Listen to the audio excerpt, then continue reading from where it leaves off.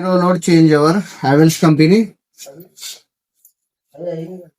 on one source of the second source. ఎందుకు hard ఉందంటే ఇది 400 amps అందు గురించి అని హార్డ్ ఉంది ఇది.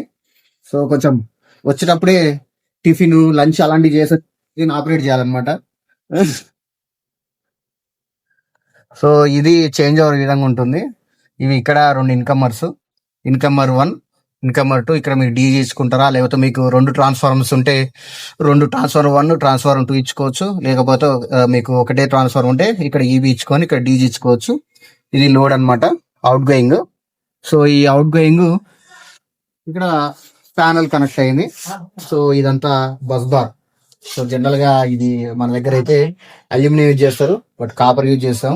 చాలా కాస్ట్లీ కస్టమర్ అనమాట, అందుకే కాపర్ యూజ్ చేస్తాం. సో ఇవన్నీ అవుట్ గోయింగ్. సో డిస్ట్రిబ్యూషన్ ఇదంతా అవుట్ గోయింగ్ అనమాట.